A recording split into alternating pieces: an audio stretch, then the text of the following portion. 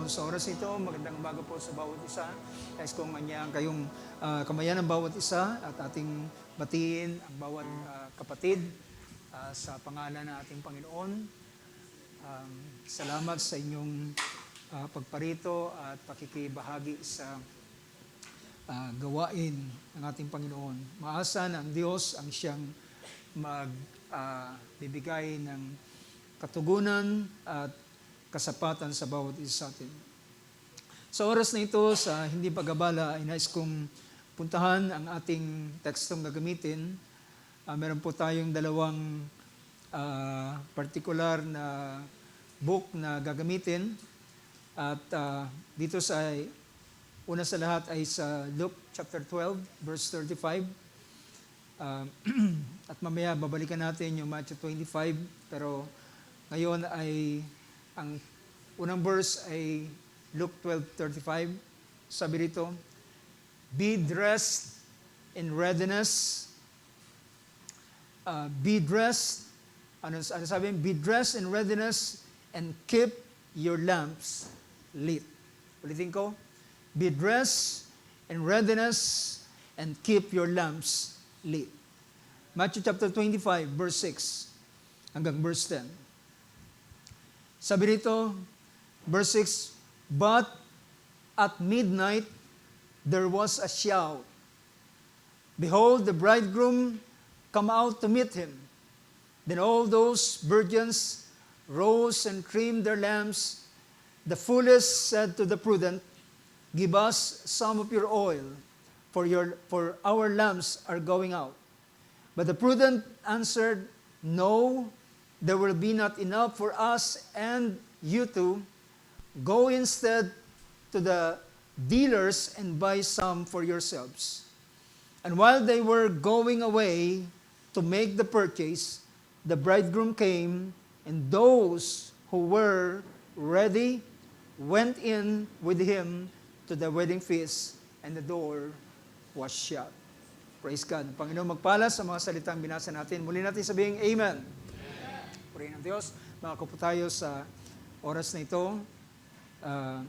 Sa biyaya ng ating Panginoon ay muli tayong nagkakatipon at ngayon ay meron tayong ilang mga panauhin at as kong welcome yung mga kapatid natin. Actually sila ay mga kapatiran na sa ibang mga churches sa lugar ng Visayas, sa Mindanao, pero sila ngayon ay kasalukuyan narito at thank God at napili nila na maging makabahagi sa atin at dito dumalo ng gawain. So ang ating kapatid Sister Abigail ay narito kasama natin at si Brother Louie.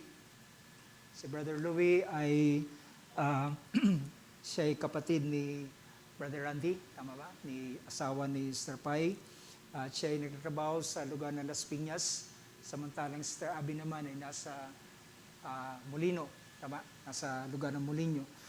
Previously ay galing siya kay Pastor Benji, galing from Bisaya, ay tumuloy muna kila Pastor Benji.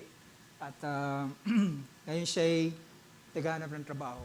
So ang Diyos ay magpala sa ating kapatid, freshly graduate ang ating kapatid sa kanyang kurso. So sama natin sa prayer na siya ay makahanap ng trabaho at patuloy habang naglilingkod sa Panginoon ay gumagawa ng ilang mga bagay. So narito rin si Brother Yugi Nagano. Siya po ay ayon sa mga kapatiran ay last Sunday narito na rin ang ating kapatid. So welcome po. Siya ay classmate ni Sister Krisa. So, kailan mo siya naging classmate? O grade 4. Imagine, mga classmate na elementary, ngayon ay nagpapanagpo. What a coincidence. Pero salamat sa Diyos na narito ang ating mga kapatid. So, welcome po ang bawat isa at maasa na ang Diyos ay magbibless sa bawat isa.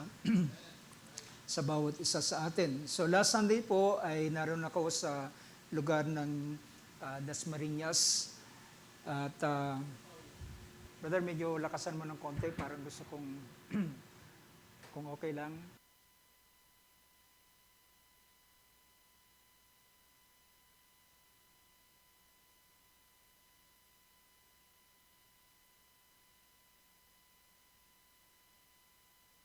Parang nahinaan kasi ko eh. Kaya, so, okay. Salamat sa Diyos. At so last Sunday ay naroon ako kasama ng ilang mga kapatiran, sama ng aking may bahay. Ang aking may bahay ngayon, hindi siya makasama natin dahil medyo napagod sa ilang mga preparation.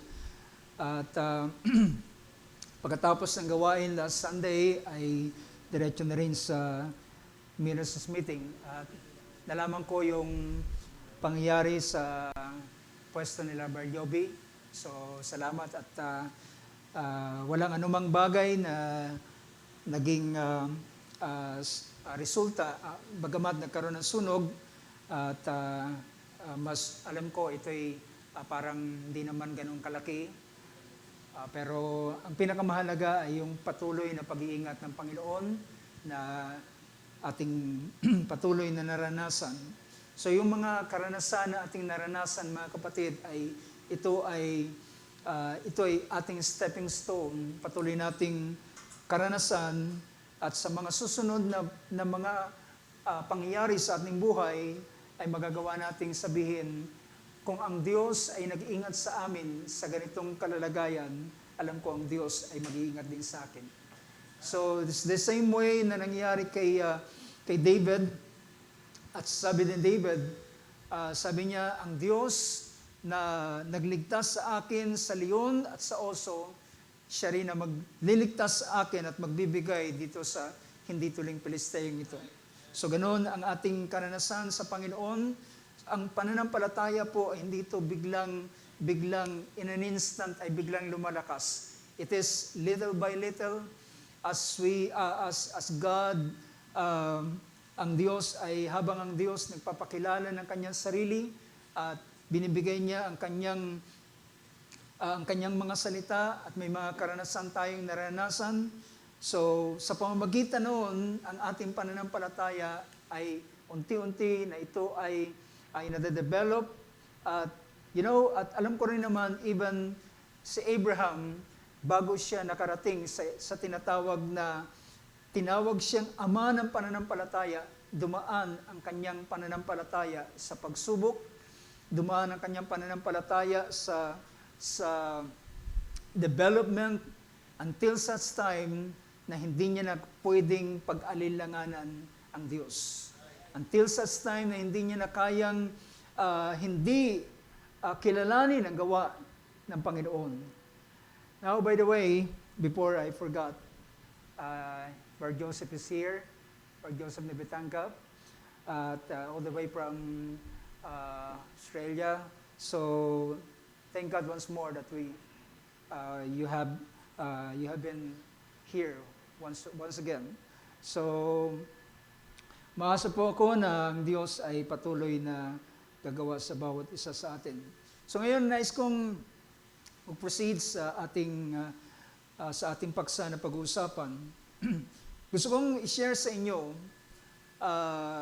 nung nakaraan ay napag-usapan natin about the parables of the Virgin. So meron akong ilang mga bagay na uulitin sa bagay na yun, pero gusto kong puntahan natin o pag-usapan natin ang paksa is about keep your lamps burning. Keep your lamps burning, pero ang ating subject matter is about the lamp, the torch, and the oil. So, ang ating kapatid, Brother Josiah, gave us this exhortation or Bible study about stand for God and He will stand for you. At yan ay totoo mga kapatid, at kapag tayo ay tumayo para sa Diyos, well, hindi siya liko, para hindi na naman siya tumayo para sa bawat isa sa atin. Well, isang paraan na makilala natin ating Panginoon ay ang tayo ay maglagak ng tiwala sa Kanya.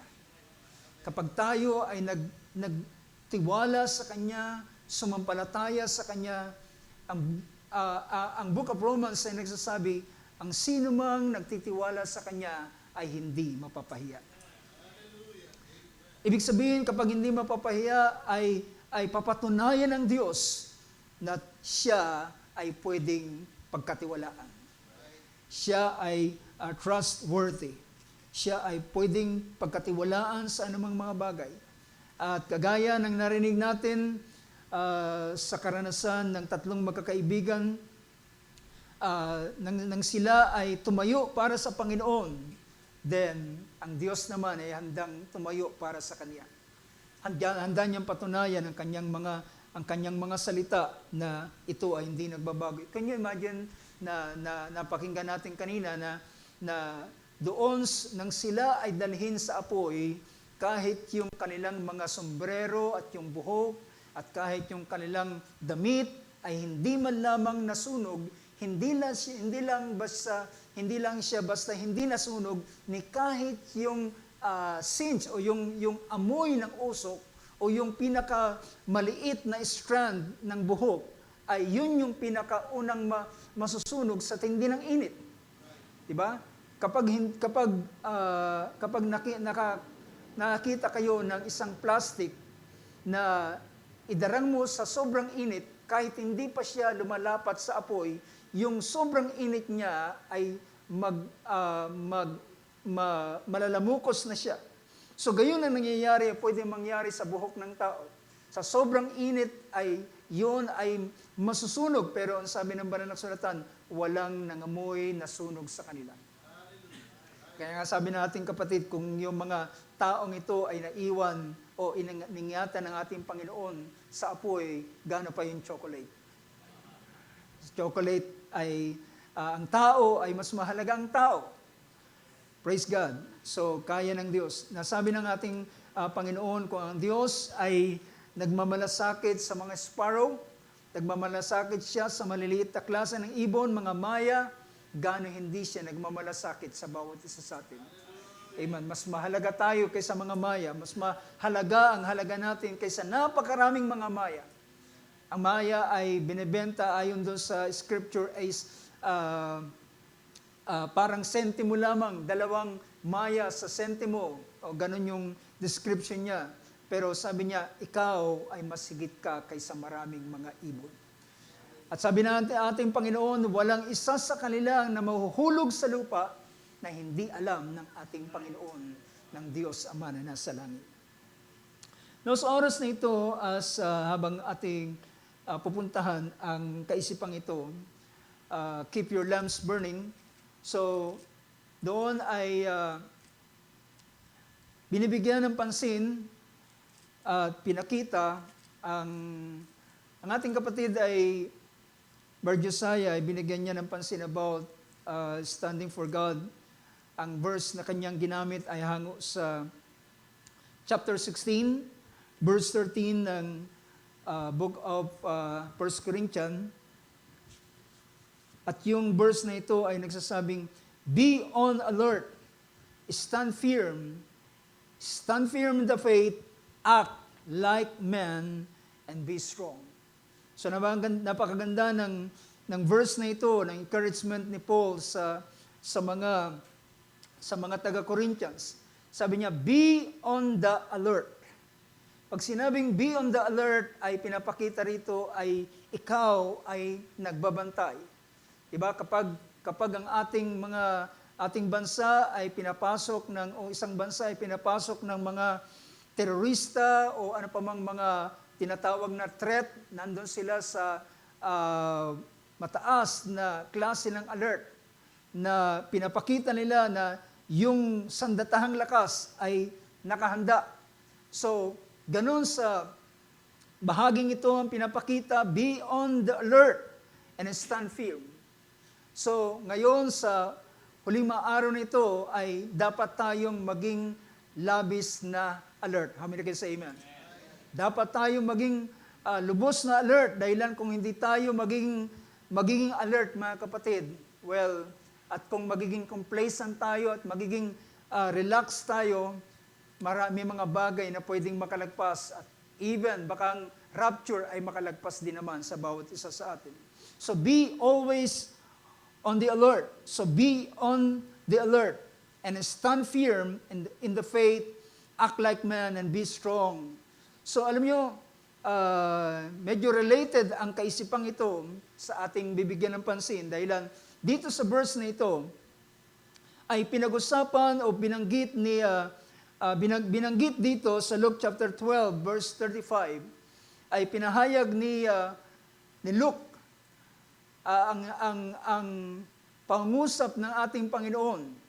Ito ay pangungusap ng ating Panginoon na pinakita niya, be dressed in readiness. Be dressed in readiness and keep your lamps burning. So be dressed on the alert, stay dressed sa ibang version ESV, stay dressed for action and keep your lamps burning. Stay dressed, be dressed. Yung pinapakita rito na be dressed in readiness, alam natin mga kapatid, alam ko ang ating kapatid Brother Philip ay meron siyang mga dinescribe tungkol sa mga klase ng mga damit ng tao na kanyang wini-wear. So, gayon din naman, tayo ay meron tayong iba't ibang damit sa iba't ibang mga okasyon na ating pinupuntahan. Well, kapag nasa bahay lang tayo, nakakasual tayo. Kapag ikaw ay may pupuntahan isang lugar, ay pupunta ka sa isang salusalo, kaya sa ano pa mang mga imbitasyon sa iyo, siyempre pa, magbibihis ka para doon sa appropriate na damit, para doon sa okasyon na iyong pupuntahan. So, gayon din naman mga kapatid, na kung tayo ay naghahantay sa pagparito ng ating Panginoon, dapat nakahanda ang bawat isa sa atin. Dapat merong readiness. Ang yung salita rito na be dressed in readiness, well, hindi lamang ito nangungusap sa klase ng damit. Ang tinutukoy dito ay yung pagiging handa. Yung iyong itsura, yung iyong kalalagayan bilang isang prepared, bilang isang handa. Now, ang kaisipang ito ay makikita natin, yun muna ang aking pagtutuunan ng pansin, dahilan sa panahon ng Exodus, sa panahon na ang bayan ng Israel ay sila ay aalis at pupunta sila sa, iiwanan nila doon sa ang Egypt, dahilan sa mahabang panahon, 100 years, ay naroon sila sa lugar ng Egypt, at sila ay pupunta at tutuparin ng Diyos ang kanyang pangako kay Abraham, na kanyang dadalawin ang kanyang binhi at dadalhin sila sa lupain ng pangako na ipinahayag ng Panginoon, na ipinangako ng Diyos kay Abraham. At sa panahon yon, then 400 years ang nakalipas. At ng eksaktong panahon, alam natin kung ano nangyari sa Egypt. Ang Diyos ay dumalo sa kanila sa pamamagitan ng mga salot at mga plagues at ilang pang mga bagay. At ang pinakahuling salot ay ang kamatayan. At sa panahon yun, sabi rito sa verse 11 ng chapter 12 ng Exodus, pinakita rito kung sa papano ano ang kanilang gagawin sa huling gabi ng kanilang pag-alis. At sila ay pinaghanda ng kordero na kanilang papaslangin, na kanilang papatayin paglubog ng araw. At ang dugo nito ay ilalagay nila o ipapahid o ibisik doon sa hamba ng pintuan. At yung karne nito ay kanilang lulutuin at iihaw sa apoy, at ito ay kanilang kakanin. At sabi rito, verse 11, now you shall eat it in this manner. Kakainin nyo ito sa ganitong paraan, with your loins girded. Sa ganitong paraan ninyo kakanin, sabi niya, na ang inyong mga baywang ay may pamikis. You know, usually, traditionally ng mga Hudyo, kapag sila ay maglalakad, ay yung kanilang mahabang damit ay kanilang inaayos ito para sila ay madaling kumilos.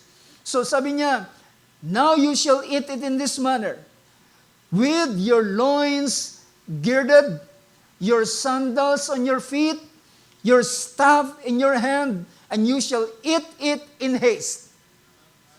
Kakainin nyo ito, kakain kayo na nagmamadali sapagkat ito ay ang Pasko ng Panginoon. It is the Lord's Passover. Well, imagine mga kapatid, sa panahong yon, habang sila'y kumakain, imagine nasa loob sila ng bahay, kailangan hawak ang tungkod, kailangan nakasuot ang sandalyas, kailangan nakabikis ang kanilang mga baywang, at sila ay kumakain ng madaling-madali. Well, maaaring yung mga anak ay magtatanong, sabi niya, Ama, bakit ganit yan ang inyong itsura? Bakit ka nakasapatos? Bakit ka nakahawak mo ang iyong staff? At sabi niya, anak, tayo ay lalaya na. Tayo ay aalis na sa lugar na ito. Tayo ay tutubusin ng Panginoon at ayon sa kanyang pangako, dadalhin niya tayo doon sa lupain ng pangako na kanyang pinangako sa ating mga magulang. So dress in readiness. So ganito ang kalalagayan. At mga kapatid, dapat ang bawat isa sa atin ay narito rin naman sa ganitong kalalagayan. Amen? Dapat ang bawat mga mananampalataya ay narito tayo sa ganitong kondisyon. Kumbaga yung mode natin ay hindi tayo nasa sleep mode. Naroon tayo sa alert mode. Naroon tayo, hindi tayo sa tutulog-tulog, kundi nandun tayo sa being alert. Be on the alert and be dressed in readiness. At sabi rito, mga kapatid, sa ganitong bagay ay ito yung pinakahantay ng bayan ng Israel. Imagine for almost 100 years na sila ay naroon sa Egypt. At sila ay naghahantay sa pangako ng Panginoon. Sa ganitong pagkakataon ay ito yung pinakahihintay nila. Kaya't hindi nila ito dapat palagpasin. Now, sa ganitong bagay ay alam niyo merong isang bagay na kung si Luke ay nangusap na be dressed in readiness. Actually, it is not Luke who said this. It is Jesus Christ. It is the Lord Himself. Ito yung Panginoon mismo ang siyang nangusap. At meron pang isang sinabi ang ating Panginoon dito sa Luke chapter 17. Ang Israel that time ay, sa palagay ko, I can imagine na ang Israel ay sawa na sila sa ganitong klaseng buhay. Sawa na sila sa pagiging alipin. Sawa na sila at sila ang hinahanap nila ay ang mga salita ng Diyos. Ang hinahanap nila ay ang katuparan ng salita ng Panginoon. Ang hinahanap nila ay ang katuparan ng pangako ng Diyos na sinabi niya kay Abraham, dadalawin ko ang iyong binhi.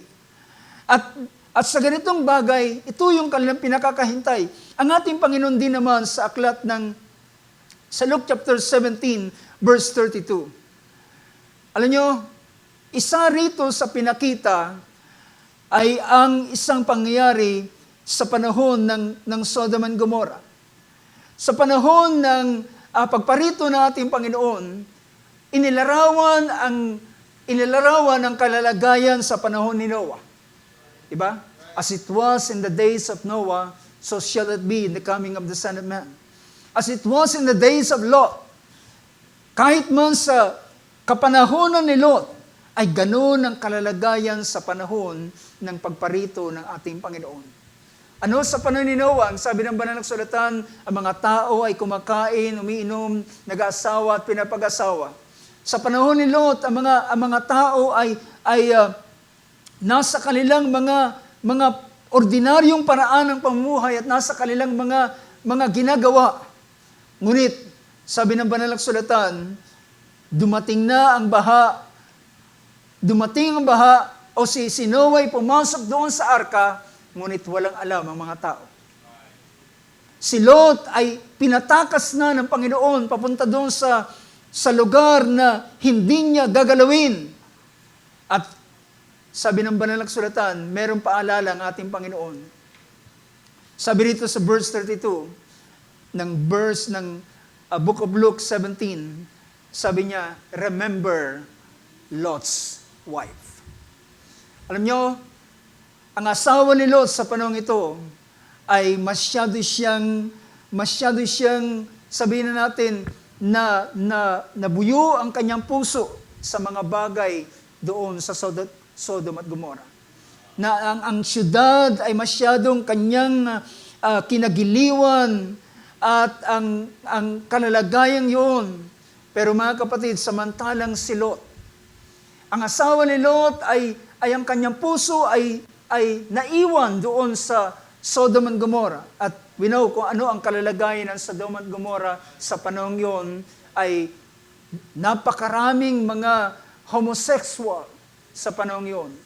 At ang kanilang mga ninanais, ang gusto nila sa kanilang mga pita ng laman ay hindi na ang mga ordinaryong paraan, kundi mas nais nila yung bisita ni Lot, ang mga kalalakihan, ay ang lugar ni Lot ay dinalaw ng mga anghel, at ang gusto ng mga kalalakihan doon ay kanilang asawahin o kanilang kunin yung mga bisita ni Lot. Pero sa panahong yun, ay yun ang patunay na ang lugar na yun ay dapat nangang hatulan ng Panginoon. So makikita natin, last Thursday ay pinag-usapan natin about the wrath of God, saan ibinubuhos ng Diyos ang kanyang kagalitan.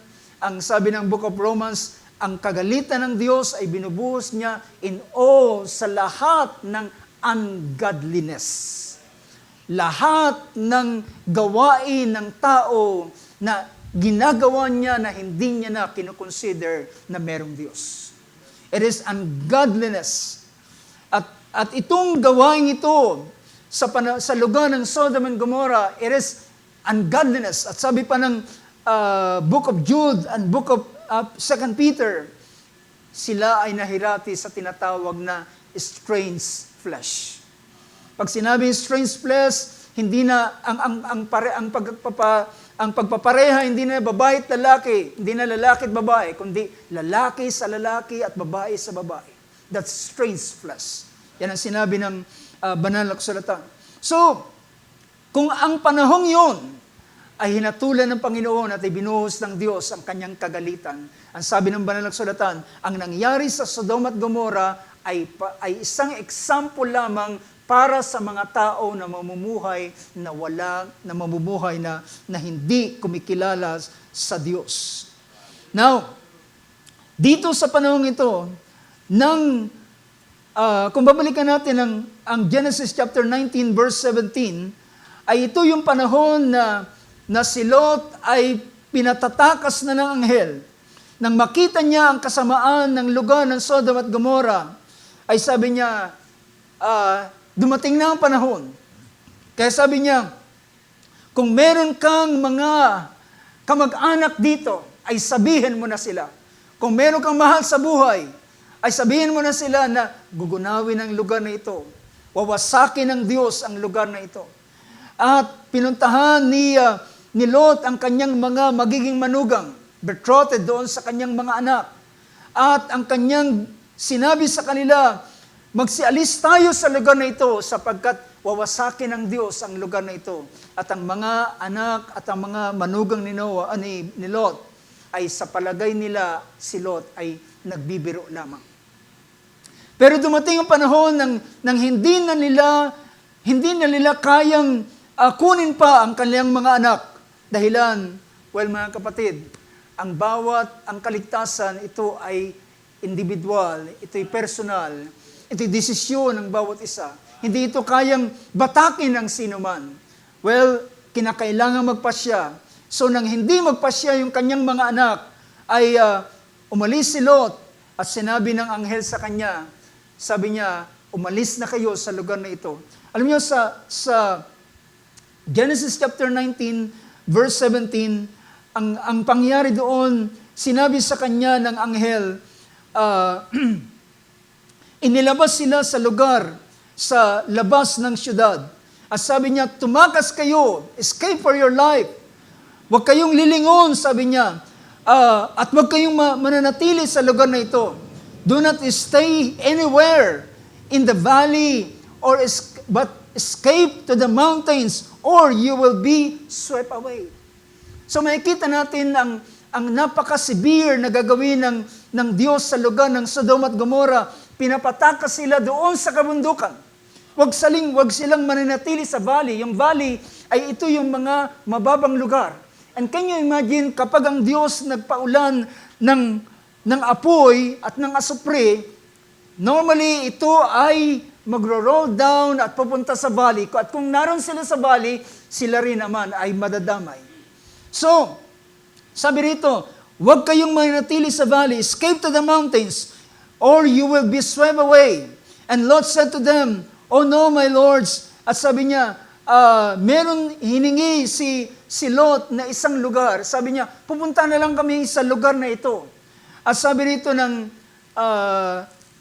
hinimok ni Lot na ang Diyos ng anghel na kanyang kausap ay papuntahin siya sa lugar, sa isang bahagi. Sabi rito sa verse 19, and behold, your servant has found favor. Sabi niya, kung ako'y nakasumpong ng biyaya sa iyong paningin at iyong pasaganain ang iyong kagandahang loob, ay sabi niya, na iyong pinakita sa akin sa pagliligtas na aking buhay, hindi ako pwedeng tumakas sa kabundukan. At baka may mangyaring anumang bagay doon sa akin sa kabundukan. So, nakikita niya yung pagiging delikado sa lugar ng kabundukan. Maring ito ay forest. Pero sabi ng verse 20, ngayon sabi niya, merong isang town, merong isang lugar na malapit dito at doon kami tatakas. Sabi niya, behold, this town is near enough to flee to, and it is small. Please, let me escape there. Is it not small that my life may be saved? And verse 21, pansinin niyo yung verse 21. Sabi doon, and he said to him, behold, I grant you this request also, and not to overthrow the town of which you have spoken. Ibig sabihin, yung lugar na pupuntahan ni Lot ay hindi ito gagalawin ng Panginoon. At doon sila tumakas, at doon sila pumunta. Pero habang dito, sabi rito ng verse 22, hurry, magmadali kayo, tumakas kayo, sapagkat hindi ako pwedeng gumawa ng anumang bagay hanggat hindi kayo dumarating sa lugar doon. Therefore, the name of the town was called Zoar. Yung lugar na ito ay isang lugar malapit sa Sodom at Gomorrah, pero pineserve ng Diyos alang-alang kay Lot at sa kanyang mga sambahayan. At habang sumisikat ang araw, sabi ng verse 23, habang sumisikat ang araw sa lupa, at dumating si Lot doon sa lugar ng Zoar. Verse 24, ang Panginoon ay nagpaulan sa Sodom at Gomorrah ng brimstone at ng apoy, ng asupri at ng apoy mula sa Panginoon, mula sa sangkalangitan, at kanyang winasak ang syudad, sabi rito, and he overthrew those cities, in all the valley, in all the inhabitants of the cities, ang lahat ng mga mamamayan sa lugar, sa syudad, kasama ang mga anak ni Lot, kasama ang mga manugang niya, napuksa at namatay, napasama sila sa casualties. And what grew on the ground, ang mga tumubo doon, but, verse 26, but his wife, ngunit ang kanyang asawa, sabi niya, but his wife from behind, so habang tumatakas sila, ang asawa ni Lot ay naroon sa hulihan. Siya ay nasa hulihan. At sabi rito, but his wife from behind him looked back. Siya ay lumingon, and she became a pillar of salt. Ibig sabihin, mga kapatid, hindi siya handa umalis sa Sodom at Gomorrah. Naiwan ang kanyang puso doon sa Sodom at Gomorrah. At kanyang nilingon, ang bili ng, ang utos sa kanila ng angel, walang lilingon. Wag silang lilingon. So mga kapatid, I hope sa huling mga araw na ito, we are pagod na tayo sa mundong ito. Amen ka say amen. We're tired, we're sick and tired for this earth. At tayo'y naghahanap na ng isang lugar na inihanda ng Panginoon.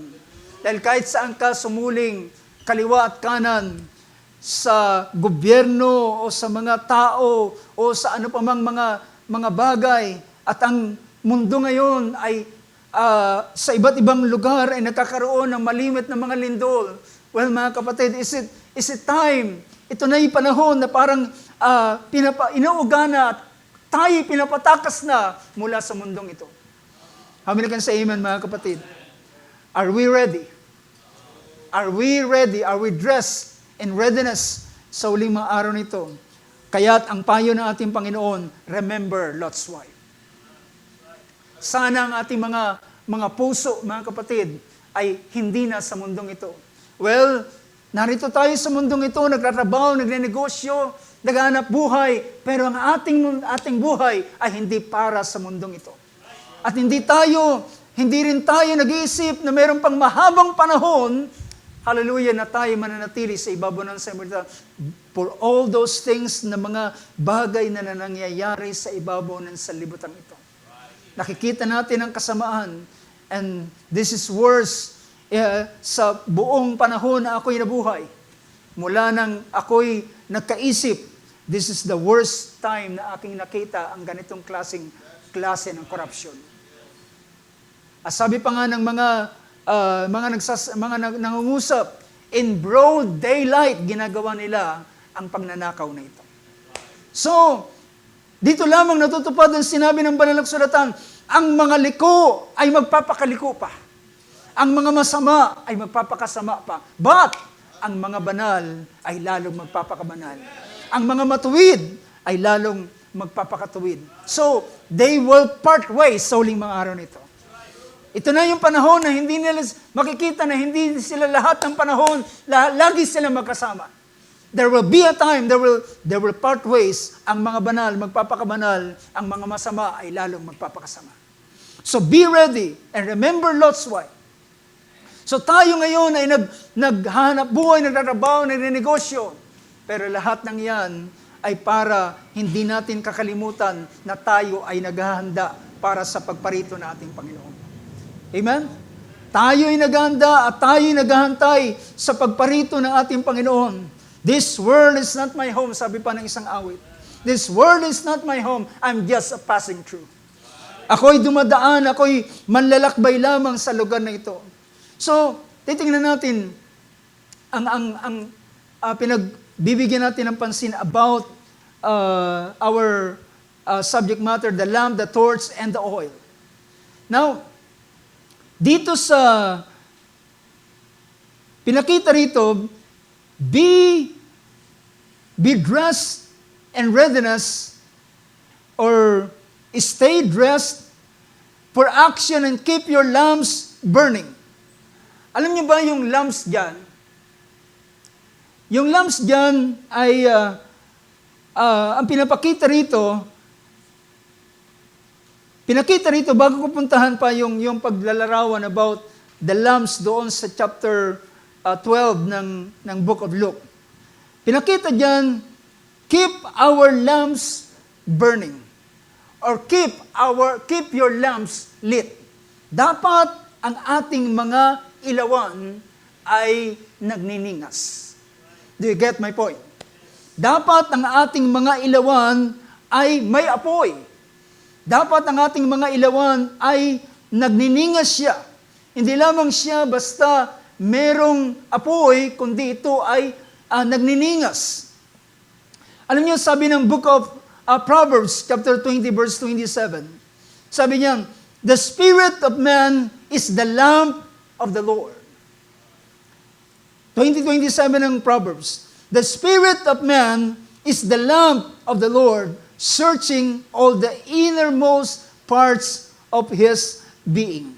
Ang espiritu ng tao ay ilawan ng Panginoon na doon niya sinisiyasat ang pinakaloob na bahagi ng isang tao. Sa ERV version, sabi rito, your spirit is like a lamp. Your spirit is like a lamp to the Lord. He is able to see into your deepest parts. Pinapakita rito na, sabi riyan, the spirit of man is the lamp of the Lord. Tingnan nga natin ERB. Pinakita diyan, your spirit or our spirit is like a lamp to the Lord. Kagaya ito ng ilawan, is like a lamp to the Lord. He is able, kaya ng Panginoon, sa pamamagitan ng ating espiritu, ay doon niya nakikita ang pinakamalalim na bahagi ng ating pagkatao. Nakukuha niyo mga kapatid? He is able to see into your deepest part. Well, ibig sabihin, our spirit, ang ating mga espiritu, mga kapatid, ay kagaya ito ng tinatawag na indicator. Diba yung mga indicator? Ngayon, usong-uso yung mga appliances natin, lahat sila ay may mga ilaw. For example, yung speaker na yan, alam nyo na siya'y buhay kasi merong lamp, merong ilaw. At yun yung, kahit nasa malayo ka, ay wala pang sound, wala pang nagtetest, alam mo na siya ay bukas. Siya'y naka-on dahilan doon sa light, doon sa ilaw. At gayon din naman mga kapatid, ang ating espiritu ay siyang sukatan kung ano ang kalalagayan ng ating pagkatao. Ang ating espiritu ang siyang sukatan, ang pagkataong panloob natin, ang siyang sukatan kung ano ang nariyan sa atin.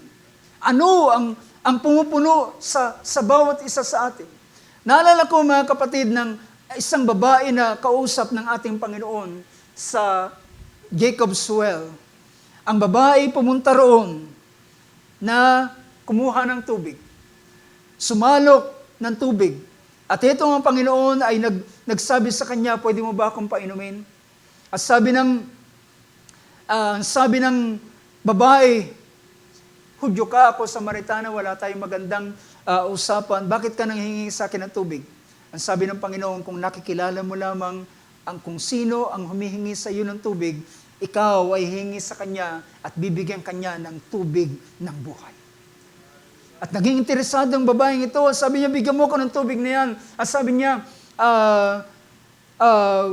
tawagin mo ang iyong asawa. Sabi niya, wala akong asawa. Sinabi ng Panginoon, meron kang 5 kinasama at ang kinakasama mo ngayon ng pang-6 ay hindi mo asawa. At doon nanlaki ang kanyang mga mata. At sinabi niya, sabi ng aming mga magulang, kapag dumating ang Misaya na aming inaantay, ay gagawin niya ang katulad ng bagay na iyong ginawa. Well, mga kapatid, ang babae ay normal na nabubuhay, umiigib ng tubig, pero doon sa kanyang puso, meron siyang inaantay. Do you get my point? Doon sa kanyang puso, doon sa kanyang espiritu, ay meron siyang pinakananasa. Ito ay ang pangako na narinig niya sa kanyang mga magulang. Well, sa panahon ngayon, wala pang Biblia, wala pang Bible na katulad natin sa panahon ngayon. Sa panahon ngayon ay nabubuhay sila sa tinatawag na tradition. Ang ibig sabihin ng tradition, yung magulang ay sasabihin sa anak. At yung anak ay maintindihan niya. At kapag siya nag-asawa, yun naman ang kanya ipapasa sa kanyang mga anak. So nabubuhay sila sa ganitong tradisyon. Ang aming mga magulang ay nagsasabi na kapag dumating ang Kristo, ay gagawin niya kung ano ang ginagawa mo. As sabi ng Panginoon, ang kausap mo ay siya na nga. At binitawan ng babae ang water pot at tumakbo at umuwi at nagsisigaw, ang nakita ko ng Mesaya. Sinabi niya lahat ng bagay na narito sa akin. So, ibig sabihin mga kapatid, ang babaeng ito, or normal na nabubuhay, pero doon sa kanyang puso ay merong bagay na inaantay, merong bagay na hinahanap. Nawa, ganun ang bawat isa sa atin. At sabi ng verse na ito, ng Proverbs, the spirit of man is like a lamp to the Lord, and He is able to see into your deepest parts. Ano nyo sabi ng, para lubos nating maintindihan ang bagay na ito, ang sabi ng chapter 12 ng verse, Matthew chapter 12 verse 34. Tingnan natin ang Matthew 12:34. Pinakita rito, ang sabi ng ating Panginoon sa mga Pariseo, sabi niya, how can you say anything good? Sabi niya, what people say with their mouths comes from what fills their hearts. Ang sabi ng Banal na Kasulatan, sabi ng ating Panginoon, lahat ng sinasalita ng tao ay nanggagaling ito sa kanyang puso. Ano sabi diyan? What people say with their mouth, what people say with their mouths comes from what fills their heart. Naintindihan niyo mga kapatid? Sabi ng ating kapatid, Barbanham, pakinggan mo ang isang tao. At habang siya nagkukwento, maintindihan mo kung ano ang nilalaman ng kanyang puso. Kapag siya ay nagkukwento ng galit yung pumupuno sa kanyang puso. Kapag siya ay nagkukwento ng mga bagay na may kinalaman sa sports, ang laman ng kanyang puso ay sports. Kapag ang tao ay nagkukwento ng maraming bagay tungkol sa negosyo, business-minded yan. Pero mga kapatid, what fills your heart comes out. Ano ang pumupuno sa iyong puso? Yan ang lumalabas sa iyong bibig.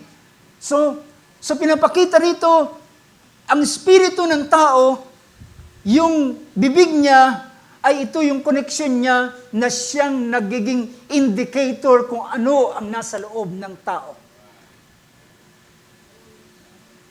Ano ang nasa loob ng tao? So makita natin, lamp is like an indicator. So yung espiritu ng tao, kaya ang pinapakita roon, dapat ang ating mga pagkataong loob ay nagniningas. Ang tanong, anong klaseng ningas ang nagniningas diyan? You get my point? Merong iba-ibang klaseng ningas na nagniningas diyan. Yun yung mga tinatawag na desire. Yun yung mga tinatawag na pagnanasa ng isang tao. Mga bagay na kanyang ginugusto. Kaya sabi ni Apostol Pablo sa Colossians chapter 3, kung tayo'y nabuhay na kalakip ni Kristo, ating ilagak ang ating mga pag-iisip sa mga bagay na nasa langit kung saan kinaroroonan si Kristo. Ang sabi ng ating Panginoon sa 15:17 ng Matthew, hindi nyo ba naintindihan, do you not understand that everything that goes into the mouth, lahat ng inyong sinusubo, inyong kinakain, ay pumupunta sa inyong tiyan at ito ay nilalabas sa pamamagitan ng dumi. But the things that proceeds, verse 18, but the things that proceed out of the mouth comes from the heart, and those defile the man. Anumang bagay na lumalabas sa bibig ng tao, ito yung naroon sa kanya.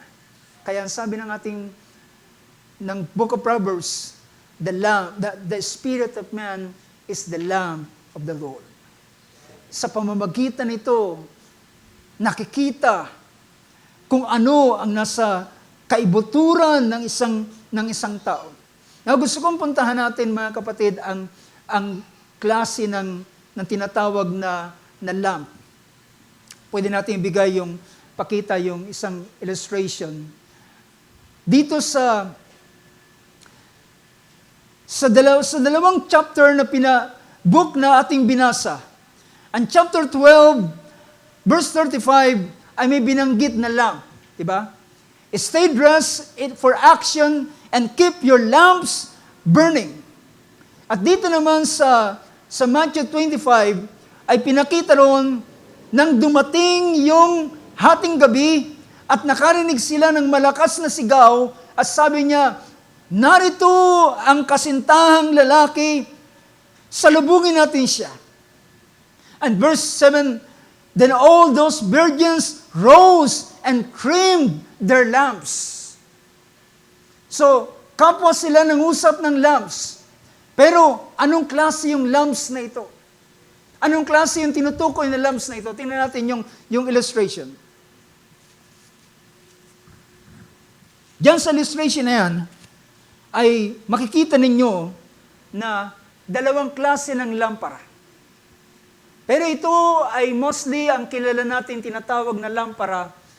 At alam nyo sa chapter 12 ng Luke, ang lamps doon is liknos. But sa chapter 25 na Matthew, ang lamps doon is lampas or the torch. So may magkaiba na klase ng ilawan ito.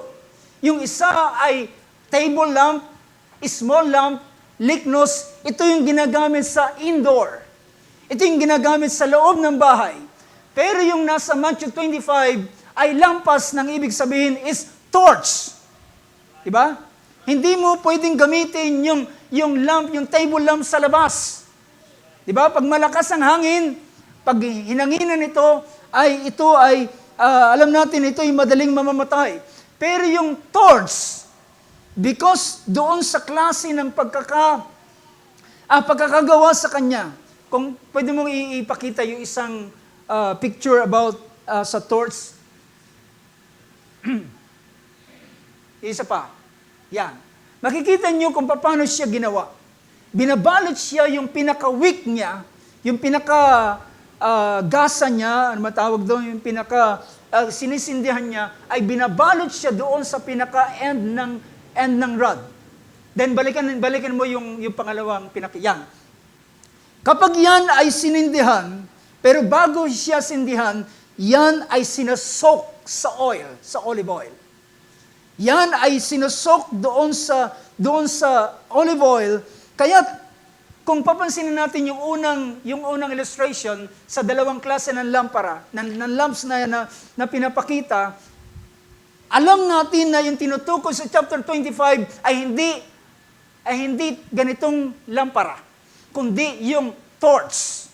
Dahilan, kapag ito ay isa sa palatandaan na ito ay torch, dahilan yung mga wise doon ay merong baong extra oil sa isang sisidlan. Kaya pakita mo nga yung isang jar na doon inilalagay yung langis. Yan. Yan ay isang uri ng jar at doon ito ay pinaglalagyan ng langis at ito yung inihanda ng mga wise. Ito yung dinala ng mga wise. At ang gagawin nila, dahilan yung torch, ay unay babasain ng langis at saka sisindihan. At kapag siya'y sumindi na, well, kahit may hangin, ay hindi siya pwedeng mamatay. Well, hihina ang kanyang apoy, pero eventually, muli siyang makakabawit, muling lalakas ang kanyang, dahilan yung gasa nito, yung pinaka-wick niya, ay soak sa oil. At isa sa pagpapakita na ito ay, ang Matthew 25 ay torch. Dahilan nga doon sa kanilang baon-baon na extra oil doon sa kanilang sisidlan. Dahilan kung ito ay ordinaryang lampara, normally, or makikita natin yung lampara ay nandun na mismo yung oil. Diba? Naroon na mismo yung oil. Pero ito, dahilan ito'y torch. Kapag ito'y sinok mo sa langis, and then kapag ito'y nagpasimulang nagliyab, ang sinusunog nito ay yung oil na naroon sa kanya. Pero kapag naubos na yung oil, unti-unti na siyang hihina ang kanyang apoy at ang kanyang susunugin na ay yung pinaka-wick na mismo. Yung pinaka-gasan niya na. So kinakailangan mo siyang lagyan uli ng langis para muli itong lumaki at mag-alag. So yung liknos na yan, balikan natin yung dalawang lamps. Yung liknos na yan is the table lamp Ito ay pinakita sa Matthew chapter, tingnan natin. Dito sa Matthew chapter 5 verse 14 to 16, ang sabi ng ating Panginoon sa isa kanyang sermon, "You are the light of the world." How many can say amen? You are the light of the world. A city set on a hill cannot be hidden. A city that is set on the hill cannot be hidden. Nor does anyone light a lamp. See, walang sino man na magsisindi ng ilawan. Ang lamp dyan is liknos.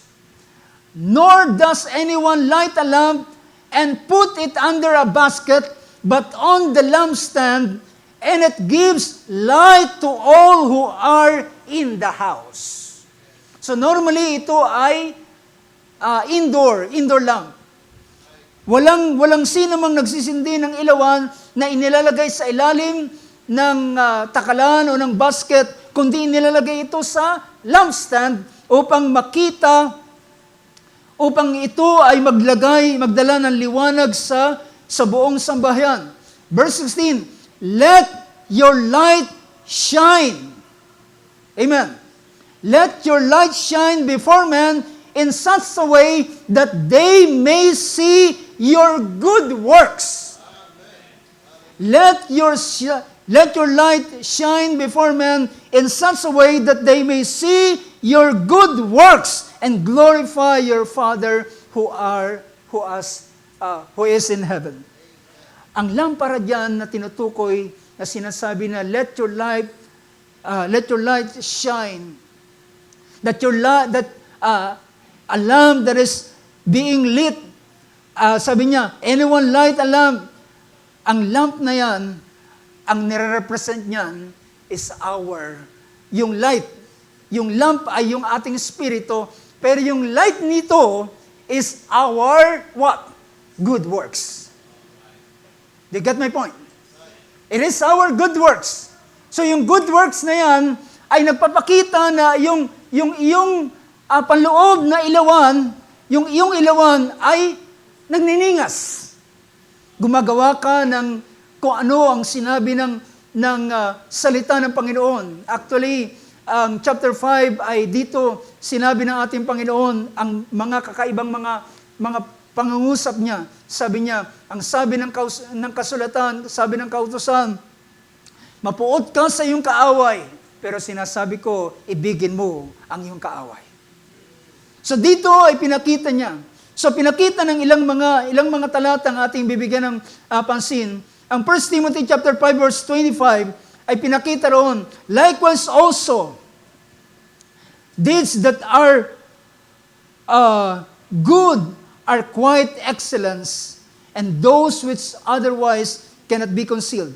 Merong isang pangungusap siya sa chapter 6 na lang ng 1 Timothy. Si Timothy chapter 6 verse 18. Sabi niya, ito ay payo ni Paul kay Timothy para sabihin niya sa mga mayayaman. Sabihan mo ang mga mayayaman sa libutang ito na sila ay huwag umasa at ilagay ang kanilang pag-asa sa isang kayamanan na hindi nananatili, kundi sa Diyos na nagbibigay ng sagana at na dapat mong ikagalak. So pinakita niya, sabi niya, verse 18, so binigyan niya ng instruction. Sabi ni Paul kay Timothy, sabihin mo mga mayayaman, huwag silang magtiwala sa kanilang kayamanan. Yung kanilang kayamanan ay madaling pwedeng mawala, kundi ang kanilang tiwala ay hindi sa kayamanan, kundi sa Diyos na nagbibigay ng lahat ng bagay. Kung ang tiwala mo ay nasa kayamanan, paano kapag ang kayamanan ay nawala? Wala na lahat. At ang huling hantungan ng tao ay magpapatiwakal na lamang. Kung ang iyong tiwala ay nasa Diyos, kapag nawala yung kayamanan, meron ka pang Diyos na pinagtitiwalaan. Is that right?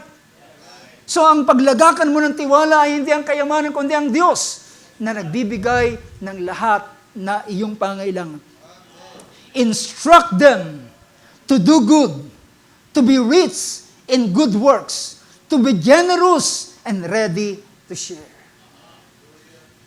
Utusan mo sila na maging sabi niya, gumawa ng mabuti, mayaman, maging mayaman sa mabubuting gawa at maging mapagbigay at handang laging magbahagi at magkaloob. So pinapakita riyan, mga kapatid, ang tinutukoy diyan na ilawan na tinawag na liknos, it is our good works. Yung mabubuting gawa ng bawat isa sa atin na ating ginagawa. Ang sabi rito ng isang talata, 1 Peter chapter 2 verse Titus 2:7. Sa Titus chapter 2 verse 7, sabi niya, show yourself in all respect to be what? To be a model of or example of good deeds. To be a model, to be an example. Sa ESV, to be a model of good works. Para ikaw ay maging modelo. Ipakilala mo. So, show yourself in all respect. Pakilala mo ang iyong sarili sa lahat ng paraan. Ikaw ay maging example, maging modelo ng mabubuting gawa. At and in your teaching, your integrity, show integrity and dignity. Sabi ni Peter sa chapter 2 verse 12 ng 1 Peter, sabi niya, ingatan natin ang ating mga pamumuhay. Keep your conduct among Gentiles. Ingatan natin ang ating mga pamumuhay. Sabi niya, keep your conduct among the Gentiles honorable. Ang iyong buhay maging honorable. Hindi dapat mapulaan. So that when they speak evil against you as evildoers, they may see your good deeds and glorify God on the day of visitation. Sa kabila ng mga hindi tinuro na ikaw ay gumanti ng masama sa masama. Kundi kung ikaw man ay pinupulaan nila, then still show your good works. Show your good deeds. In doing that, sabi niya, they may see your good deeds and glorify God on the day of visitation. So makikita natin, ang tinutukoy dito is our good works. Yung ilaw na yan, na nagliliwanag, ay ang ating mga mabubuting gawa. Well, tandaan natin, hindi tayo gumagawa ng mabuti para maligtas. Ang paggawa ng mabuti ay resulta ng ating pagiging ligtas. Para patunayan na ikaw nga ay iniligtas ng Panginoon. So we are not, we don't earn our salvation. Kundi ito ay dahilan ikaw ay niligtas ng Panginoon. Now, gusto kong puntahan ang ikalawang bahagi, yung tinatawag na the torch. Dito sa torch ay ang pinakita rito is lampas. Ang Greek word na ginamit diyan ay lampas, a torch, a lamp, a flame of which is fed with oil. Kung ating babalikan yung Matthew 25, makikita natin doon. Ito ay ang kalalagayan ng dumating yung kasintahang lalaki. As I mentioned last time, ang kasalan sa Oriental custom ay meron tatlong bahagi. Una is arrangement, pangalawa is betrothal, at yung pangatlo, after ng betrothal, pagkatapos ng betrothal, sila ay engaged na, sila ay technically kasal na, pero hindi pa sila nagsasama. Yung lalaki uwi sa kanyang tatay sa bahay niya, ng kanyang ama, at magtatayo ng bahay doon, mag-extend ng kanyang bahay, at yung tatay niyang nakakaalam kung handa na ang kanyang anak. Normally, tumatagal ito ng 1 taon. At pagkatapos ng 1 taon, yun yung kanilang usapan. After 1 year na kanyang paghahanda, ay siya'y babalik. At kapag sinabihan na ng ama ng binata, panahon na para kunin mo ang iyong asawa. So ang magbibigay ng go signal ay yung kanyang tatay. Ibig sabihin, lahat, all things are ready. Ang bahay, ang mga dapat nilang kakailanganin. So ngayon ay pwede mo nang kunin ang iyong magiging asawa. Pero on the other side, doon naman sa bahay ng babae, wala silang clue kung kailan darating ang kasintahan. Basically, alam nila, ito na yung season. Pag tumungtong yung isang taon, well, siyempre, prior doon sa hindi pa dumarating ang ika-isang taon, well, hindi pa sila naghahanda. Pero pagpatak nung ika-isang taon, ito na yung panahon na sila ay dapat maging handa. Because any time of the night ay pwedeng dumating yung bridegroom. So, naghahanda. So, makikita natin yung ganitong pinapakita ron. So, ang mga virgins ay, they carry lamps according to the first century Jewish wedding customs.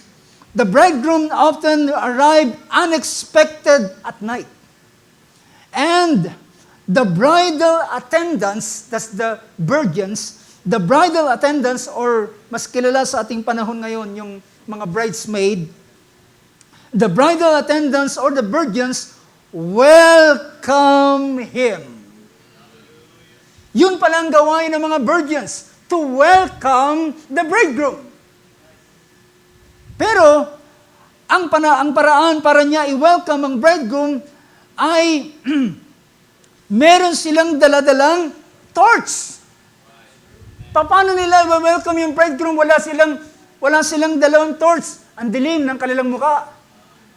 Diba? Sa panahon yun, wala pang Meralco, wala pang street light, wala pang mga poste. Lahat ng liwanag na makikita nila ay galing ito doon sa, basically galing ito doon sa entourage naman ng bridegroom. Meron siyang kasamang mga kaibigan, mga kalalakihan, mga pamilya. Well, pwede mong pakita yung isang bahagi dyan.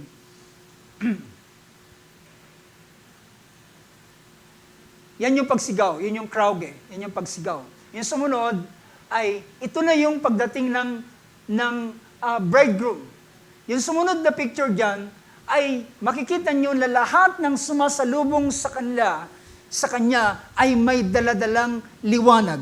At yung torch na hawak-hawak nila, their burning lamps or torches identified them as members of the wedding party. Yun yung identification mo. Ngayon, ano ang identification natin na sa kasal? Yung invitation. Dati, hindi ganoon. Para, ibig sabihin, ikaw ay kasama doon sa wedding party.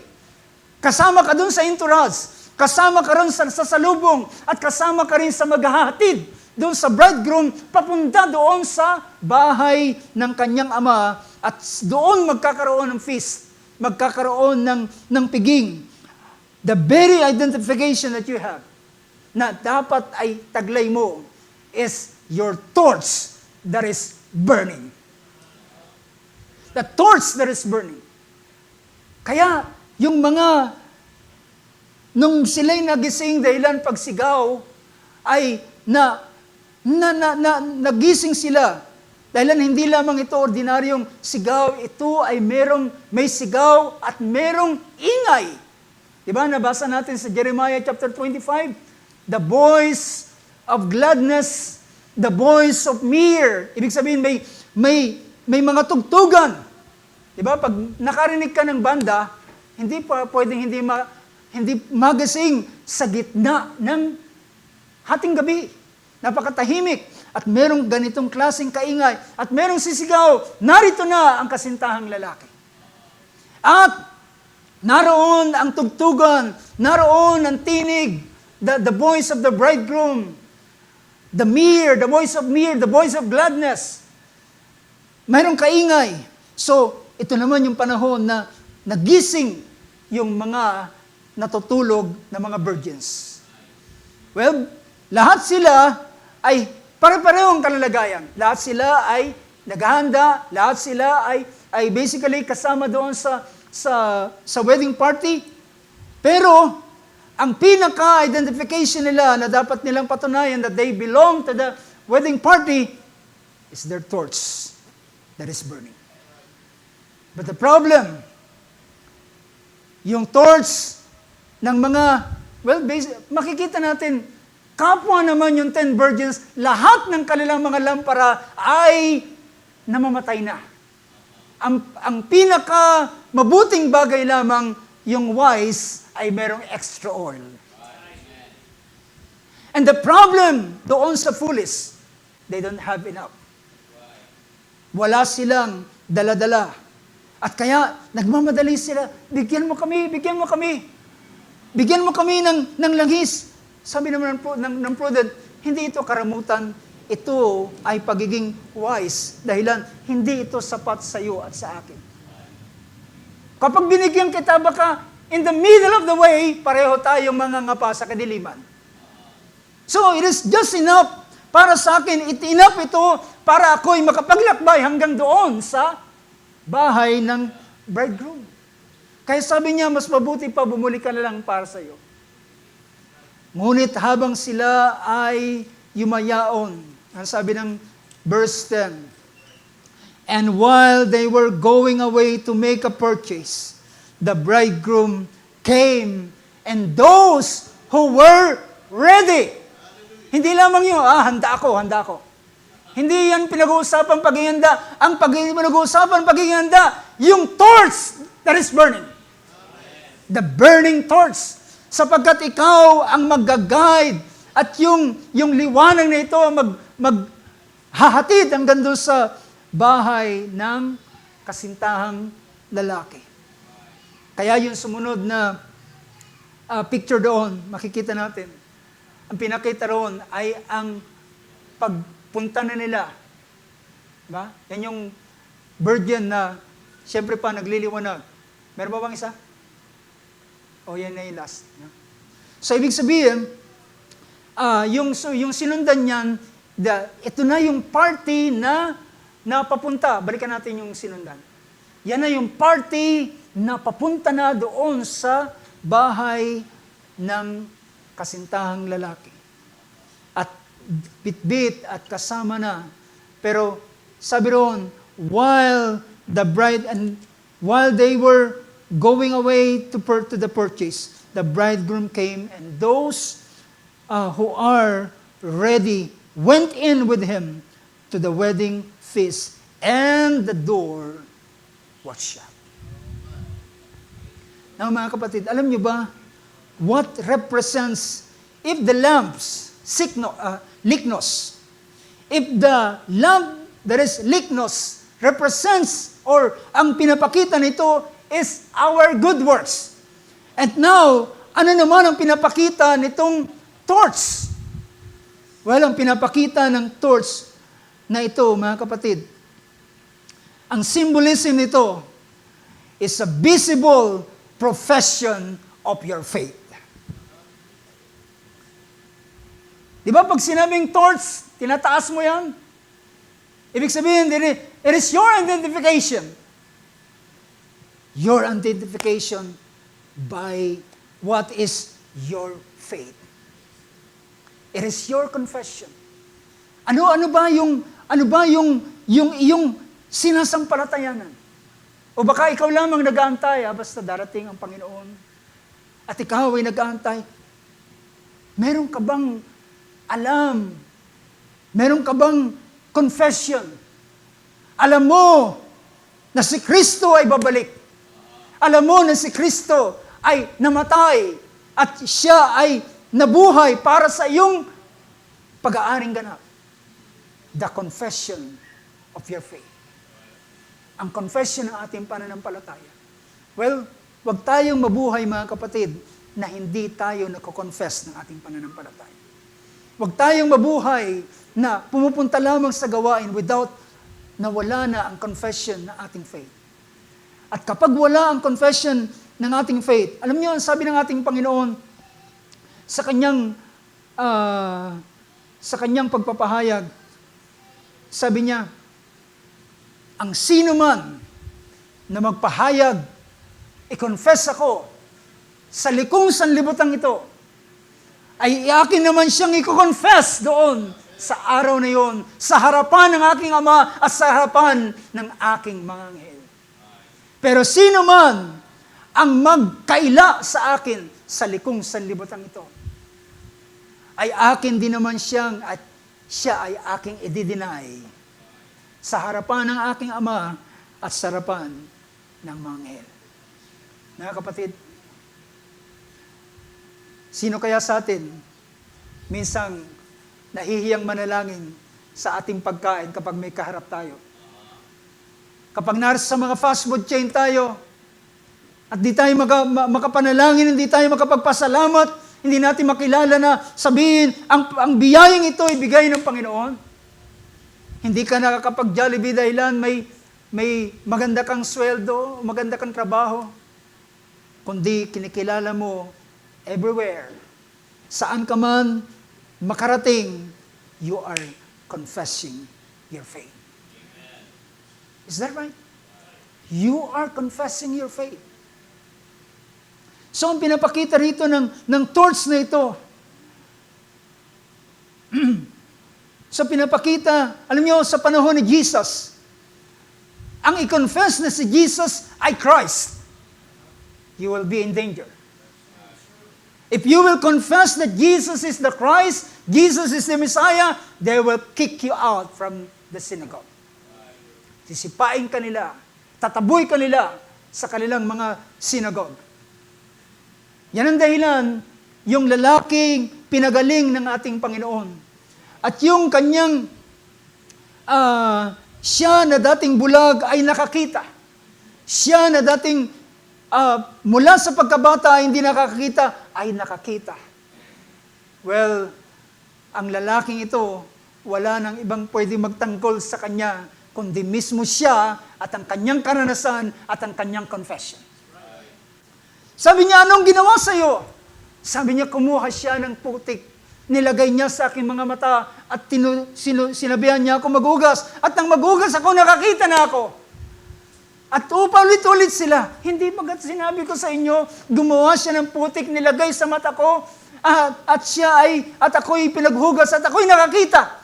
Sabi niya, hindi siya sa Diyos, siya'y masama, siya'y hindi kay Moses. Sabi niya, wala akong pakialam. Sa lang ang alam ko, ako ay dating bulag, ngunit ngayon ako'y nakakakita. And that's his confession. At sabi niya, ulitin ko ba sa inyo? At gusto niyo bang maging alagad niya? Nagalit yung mga Pariseo. Ikaw na isang hampas lupa, gusto mo pa akong i-convert? Sa taong yan, wala kaming kilala kundi si Moses lamang. Kami ay alagad ni Moses. At mga kapatid, pinuntahan nila yung kanyang nanay at tatay. Tinanong, totoo ba na siya yung anak? Sabi niya, totoo na siya yung anak. Paano siya nakakita? Sabi at sino nagpagaling sa kanya? Sabi ng nanay at tatay, tanungin niyo na lang siya. Dahilan sa takot na sino man na magko-confess that Jesus is the Christ, ay pwede silang paalisin doon. Even yung mga Pharisee na nakukonvince, they believe that Jesus is the Christ. Hindi sila makapagsalita dahil papalisin sila sa kanilang mga sinagoga.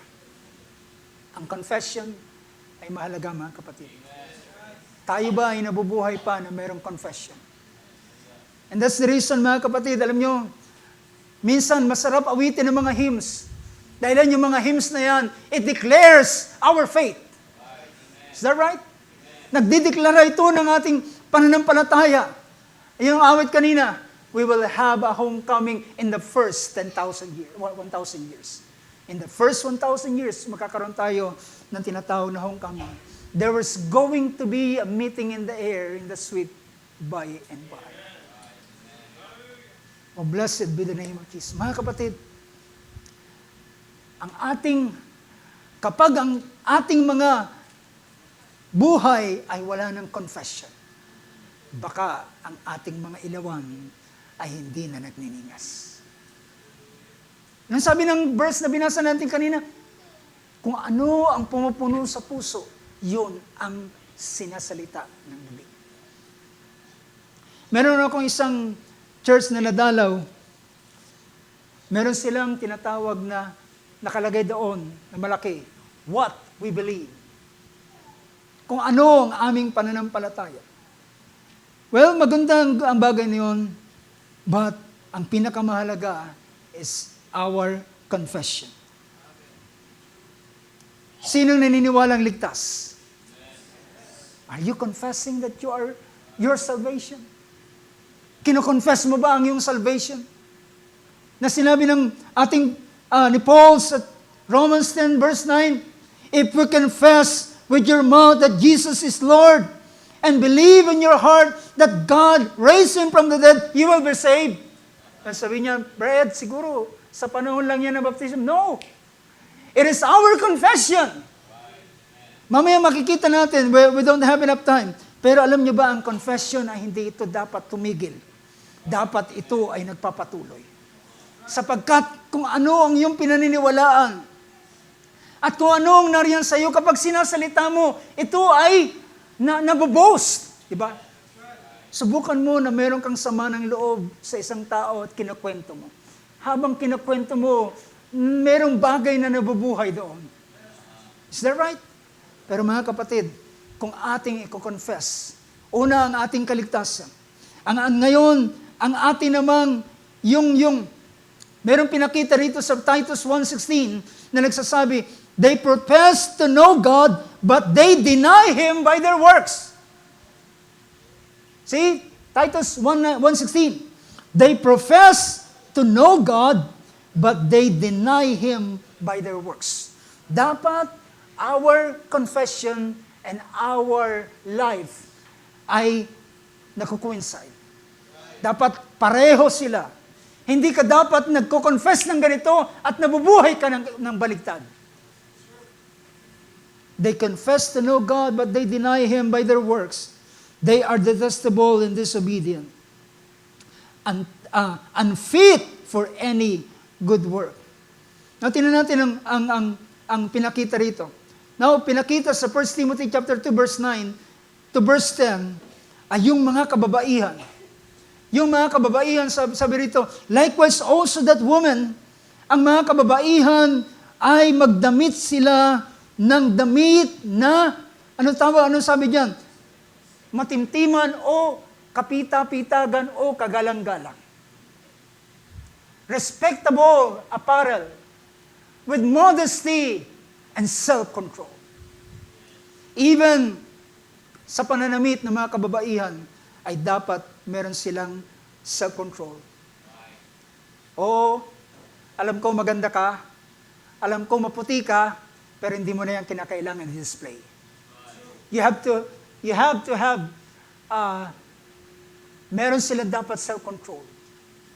Alam ko, meron kang ganyang kakayanan, but you don't have to show it into public. But sabi rito, modesty, a respectable apparel with modesty and self-control. Modesty and discreetly, kahit sa pananamit ay nag-iingat, not with braided hair, hindi sa mga anumang palamuti ng buhok, or pearls, or costly garments. Well, ang pinapakita rito is how to present ng mga sister na nagpo-profess na merong kabanalan at ang kanilang pananamit ay nagdi-display din ng ganong bagay. So, dapat ang mga kababaihan ay meron silang yung confession nila at yung kanilang buhay and their lifestyle ay pareho. Ang sabi ng 1 Timothy chapter 6 verse 12, alam niyo, minsan ang pananampalataya ay ito ay dapat pinapaglaban. Sabi na Apostol Pablo sa kanyang pangungusap, fight the good fight of faith. Take hold of the eternal life to which you were called and about which you have made the good confession in the presence of many witnesses. Yung mga sa panahon ni Pablo, alam nyo, sa panahon ni Pablo at ni Timothy, kung alam nyo, ang panahong ito ay napakarami ng mga Judaizer sa panahong yun. Ibig sabihin, yung mga tao na naniniwala kay Kristo ay gusto nilang gawin na ang bawat mga Kristiyano ay sumunod pa rin sa kautusan. Magpa-circumcise, sundin ang mga kautusan. At napakaraming mga tao sa ganito. Pero si Timothy ay nakilala ni Paul na sabi niya, siya ay gumawa ng tamang confession. He made the good confession in the presence of many witnesses. Dapat ang iyong pananampalataya ay hindi secret. Amen? Dapat ang ating pananampalataya ay hindi yan sa iyo lang. Dapat ito ay naipapahayag at dapat ito ay nakikita. Well, ngayon mga kapatid, masyadong common ang pumunta ng simbahan. Masyadong common ang pumunta sa mga gathering. Wala nang persecution ngayon sa ganyang bagay. Pero noon ay ang ma-identify kay Kristo ay hindi lamang basta kung ano ang maranasan mo, ito ay maglalagay sa iyong buhay mismo. Maglalagay sa iyong buhay. So, isa ilang mga bagay na ating binibigyan ng pansin. Alam nyo, merong isang pangungusap dito. Sa 1 Timothy chapter 3 verse 16. Sabi niya, by common confession, great is the mystery of godliness. Ito yung confession na sinulat ni Paul. He who was revealed in the flesh, vindicated in the spirit, seen by angels, proclaimed among the nations, believed on in the word, and taken up in the glory. Meron pa ba tayong confession na nasasabik sa Panginoon na iyong makita siya isang araw? Meron ba tayong mga ganyang kung sumasagi sa ating kaisipan na masyado tayong abala sa mga bagay ng buhay na ito? Ikaw ba ay naglulong na isang araw hindi ka lamang sa gawain pupunta, kundi makikita mo ang iyong tagapagligtas. At kapag nakita mo ang iyong tagapagligtas, ay ang sasabihin sa iyo, well done, hindi well said. Well done, my wise and faithful servant. Not well said, but well done. My faithful and wise servant. Dahilan naging tapat ka sa kaunting bagay, ay magiging ipagkakatiwala ko sa iyo ang mga bagay nito. Sa panahon ni pangungusap ni John sa 2 John chapter 1 verse 7, for many deceivers have gone out into the world, those who do not confess the coming of Jesus Christ in the flesh. Such a one is the deceiver and the antichrist. Meron daw mga tao sa panahon nila na nagpapahayag na sabi nila na si Kristo ay hindi dumating sa laman. Alam nyo, merong isang pangungusap dito. Sa Book of Revelation chapter 3, ito ay ang Sardis. Ang iglesia ng Sardis ay pinangusap ng Panginoon ng ganitong mensahe sa kanila. Sabi niya, the one who conquers. Verse 5, he who overcomes will thus be clothed in white garments, and I will not erase his name from the book of life, and I will confess his name before my Father and before his holy angels. Bibigyan ko sila ng maputing damit at hindi ko alisin ang kanilang pangalan sa aklat ng buhay at ipapahayag ko ang kanilang pangalan sa harapan ng aking Ama at sa harapan ng mga anghel. Alam nyo, sabi ng banal na kasulatan, si Jesus Christ ay nagbigay siya ng mabuting patotoo sa harapan ni Pontius Pilate. Sabi nito ng verse 13 ng chapter 6 ng Timothy, I charge you in the presence of God, who gives life to all things, and of Christ Jesus, who testified, sabi niya, who testified the good confession before Pontius Pilate. Ang ating Panginoon sa harapan ni Poncio Pilato ay kinonfess niya kung ano ang kanyang pananampalataya. Sa harapan ng mga Pharisees at ng mga scribes at ng mga elders, kinonfess niya. At yun yung nag-incriminate sa kanya. Yun yung nagdala sa kanya sa kahatulan at hinapak ng high priest ang kanyang damit at sinabing, blasphemy. And it is not blasphemy, ito ay kanyang confession. Yung kanyang confession na nag-incriminate sa kanya. Pero sabi natin, Panginoon, darating ang panahon, dadaling kayo sa mga sinagoga, dadaling kayo sa mga maestrado, iharap kayo nila sa kanila, pero huwag kayong matakot. Huwag kayong matakot sa inyong sa inyong sasabihin, sapagkat sa araw na yon, ibibigay sa inyo kung ano ang bagay na inyong ipapatotoo. You will confess at ipapahayag. Now mga kapatid, in closing, if the foolish virgin, they miss the feast, hindi sila nakasama sa pag-agaw, at di sila nakasama doon sa pagkuha ng Panginoon. Pero, during the Great Tribulation, during the reign of the Antichrist, you know what they will do? Ano ang gagawin nila? Sabi nito ng chapter 12 ng Book of Revelation, verse 11. Verse 10 muna.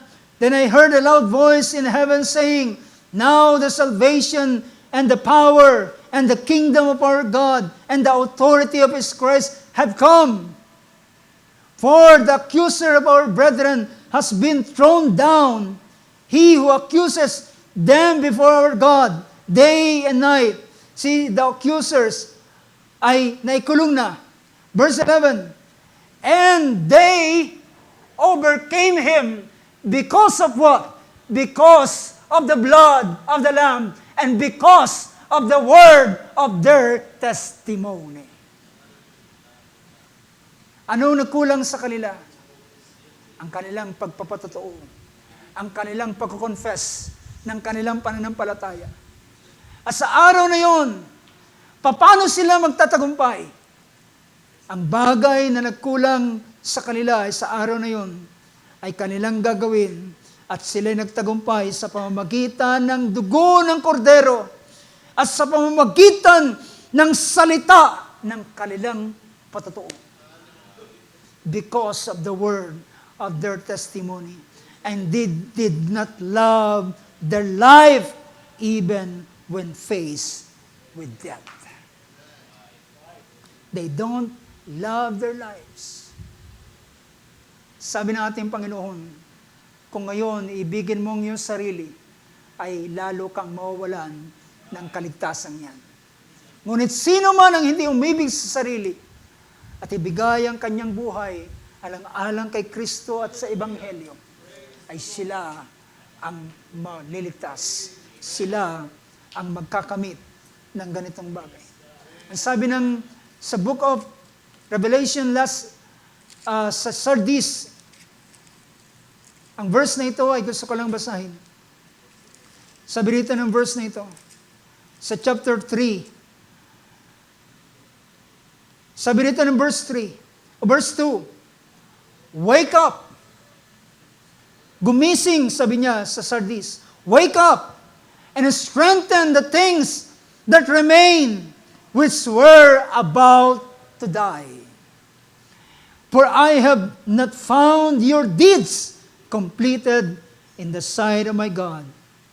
So remember what you have received and heard, and keep it and repent. Therefore, if you do not wake up, I will come like a thief, and you will not know at what hour I will come to you. Sabi niya, bumangon ka, gumising, palakasin mo ang mga bagay na nalalabi na malapit ng mamatay, wika. Dahilan yung ilaw ay papunta na sa pagkamatayan, kailangan yan is another fresh oil, refilling of the oil. Another pagsusok muli ng oil doon sa torch upang muling maglagablab at mag-alak. Dahilan ang kakulangan ng oil, ito ang magdadala sa pagkamatay ng liwanag at ng ilaw. Tumayo tayo sa oras na ito, mga kapatid. Hallelujah. The lamps, the torch, and the oil. Ang tatlong ito ay napakahalaga. The lamps is our good works, but the torch is our confession. Naalala ko si Polycarp. Sa isang pagtanggilang kay Kristo, pwede siyang palayain. Sa isang pananampalataya, ay pwede siyang palayain. Pero sabi niya, paano ko i-deny ang aking tagapagligtas? Sa 86 na taon na aking buhay, ay hindi siya gumawa ng anumang masamang bagay sa akin. He confessed his faith even when he faced death. Hallelujah. Praise God. Ating iko ang ating maulo sa mga oras na ito, mga kapatid. Blessed be your name, O Lord God. Hallelujah. Ano ang ating bang ilawan ay nagniningas sa uling maaraw nito? Is that both our lamps and our torch ay nagniningas sa uling araw nito? Hallelujah. Merong awit na nagsasabing, oh, how I love Jesus. Oh, how I love Jesus. Meron tayo na awit na yan, pwede nating awitin. Before we pray, hallelujah. Mahal ba natin ang Panginoon? Not just only in words, but in deeds and in truth.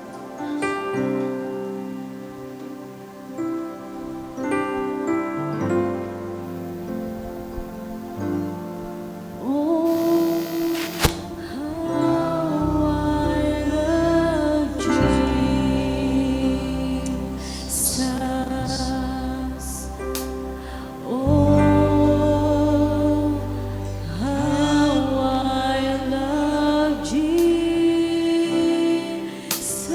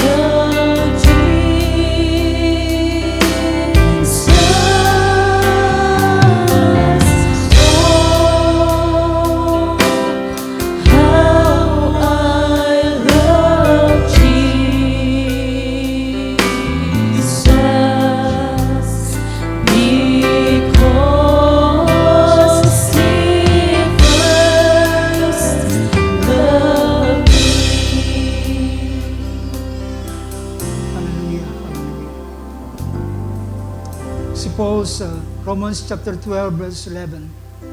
Nagsabing, be not slothful in zeal. Be fervent in spirit, serving the Lord.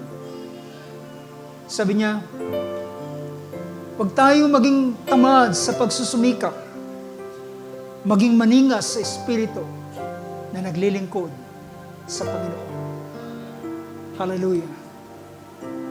Tulungan tayo ng Diyos sa huling mga araw nito.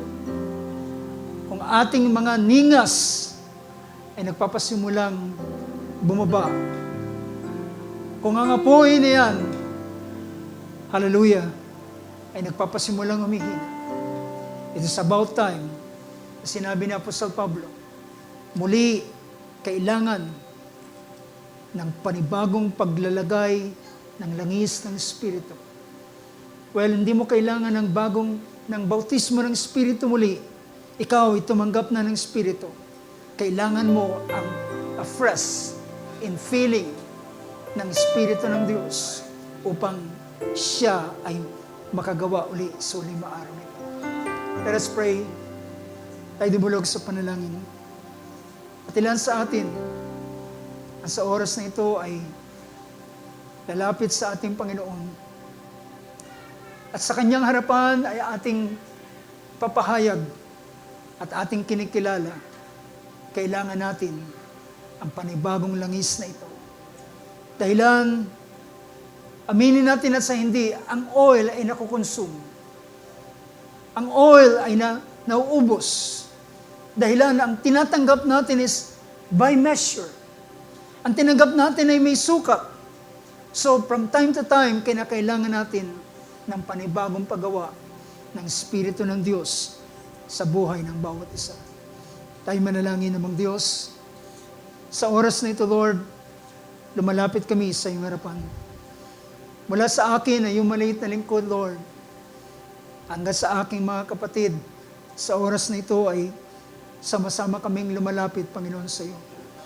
Kasama, Lord God, ng mga manggagawa, kasama, Panginoon, ng mga gumagawa sa gawain at sino man, at kahit man ang mga ordinaryong mga mananampalataya, lahat kami ay nangailangan ng isang panibagong pagbubuhos ng iyong Espiritu, Lord, sa buhay ng bawat isa amin. Muli, kinakailangan namin ito from time to time. Lord, ang mga mananampalataya sa Book of Acts chapter 2, they were filled with the Spirit nang sila ay mabautismuhan ng Espiritu. But after the persecution, sa panahon ng persecution, at sa Acts chapter 4, sila ay lumapit sa iyo at naghihinagpis sa kanilang mga karanasan at muli silang nanalangin ng biyaya at kalakasan na nagmumula sa iyo, Panginoon. At muli mo silang binuhusan at pinuno at pinuspos ng iyong Santong Espiritu. At sila ay merong kalakasan na nagpatotoo at ipinahayag ang iyong mga salita, Panginoon. Lord God, yan ang aming kailangan sa huling mga araw nito. Fill us, Lord, once again. Punuin mo kami ang bawat isa sa amin, Panginoon. At Lord, hindi lamang namin ito dadalhin sa panalangin sa mga oras na ito. Kahit man kami umuwi sa aming mga tahanan, kahit man kami bumalik sa aming mga trabaho, Panginoon, mananatili kami sa ganitong pagsamo sa iyo at sa ganitong panalangin. Lord, fill us, Lord, with your Spirit. Fill us, Lord, with your oil. Hallelujah. Sa uling mga araw nito. At yan ang kailangan, Panginoon, ng bawat isa na kami ay naghahanda sa iyong nalalapit na pagparito. O Lord, salamat. Hallelujah. Sa iyong biyaya at sa iyong pag-ibig na iyong pinagkaloob sa bawat isa. Ikaw ang Diyos na aming pinagkakatiwalaan. Ikaw ang pinagkakatiwalaan ng aking buhay. Sa iyo ko pinagkakatiwala ang aking buhay. At sa iyo rin namang kamay pinagkakatiwala ng aking mga kapatid ang kanilang buhay, Panginoon, sa iyong harapan. At bayaan mo, Lord God, ang aming mga puso sa uling mga araw nito ay mapuno ng biyaya na nagmumula sa iyo at ang iyong kapangyarihan. At ikaw ay muling makita, Panginoon, hallelujah, sa buhay ng bawat isa na iyong mga anak. Lord, purihin ka sa iyong mga salita. Purihin ka, Lord, sa iyong kabutihan sa amin sa oras na ito, sa iyong sinugong biyaya sa bawat isa sa amin. O Lord, binabalik namin sa iyo ang buong kapurihan, buong karangalan, at buong pagpapasalamat. Ito ay sa tanging pangalan ng aming manunubos, ang aming Panginoong Jesucristo. Amen and amen. Hallelujah. Palapakan natin ating Panginoon sa oras na ito. Hallelujah. Well, ang ating oras ay hindi magiging sapat because meron naman tayong gawain mamayang hapon. So, pwede nating pag-usapan yung mga yung ating nakabinbin na mga dapat supposed to be ating bibigyan ng